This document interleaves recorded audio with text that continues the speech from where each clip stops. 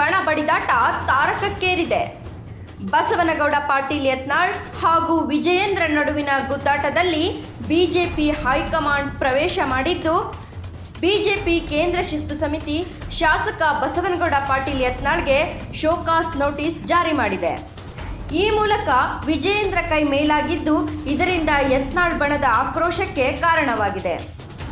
ಪಕ್ಷ ವಿರೋಧಿ ಚಟುವಟಿಕೆಗಳಲ್ಲಿ ತೊಡಗಿಸಿಕೊಳ್ಳುವುದಿಲ್ಲ ಎಂದು ಹೇಳಿದ್ದೀರಿ, ಆದರೆ ಸಮಜಾಯಿಷಿ ನೀಡಿದ ರೀತಿಯಲ್ಲಿ ನೀವು ನಡೆದುಕೊಂಡಿಲ್ಲ ಎಂದು ಶಾಸಕ ಬಸವನಗೌಡ ಪಾಟೀಲ್ ಯತ್ನಾಳ್ಗೆ ಬಿಜೆಪಿ ಶಿಸ್ತು ಸಮಿತಿ 2ನೇ ಬಾರಿಗೆ ಶೋಕಾಸ್ ನೋಟಿಸ್ ನೀಡಿದೆ.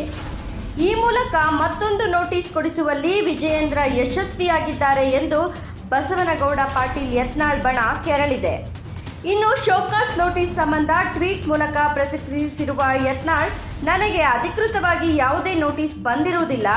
ನೋಟಿಸ್ ಬಂದ ಮೇಲೆ ಕೆಲ ವ್ಯಕ್ತಿಗಳ ಏಕಸ್ವಾಮ್ಯತೆ, ಏಕಪಕ್ಷೀಯ ನಿರ್ಧಾರಗಳು, ಉತ್ತರ ಕರ್ನಾಟಕ ಭಾಗದ ಕಡೆಗಣನೆ, ಕುಟುಂಬ ರಾಜಕಾರಣ, ಕಾಂಗ್ರೆಸ್ ವೈಫಲ್ಯಗಳನ್ನು ಜನರಿಗೆ ವಿವರಿಸಲು ವಿಫಲವಾಗಿರುವ ಪಕ್ಷದ ಧೋರಣೆ, ಹೊಂದಾಣಿಕೆ ರಾಜಕೀಯ ಸೇರಿದಂತೆ ಸ್ವಜನ ಪಕ್ಷಪಾತದ ಬಗ್ಗೆ ವಿವರವಾಗಿ ಲಿಖಿತ ರೂಪದಲ್ಲಿ ಉತ್ತರ ಕೊಡುತ್ತೇನೆ ಎಂದು ಬರೆದುಕೊಂಡಿದ್ದಾರೆ.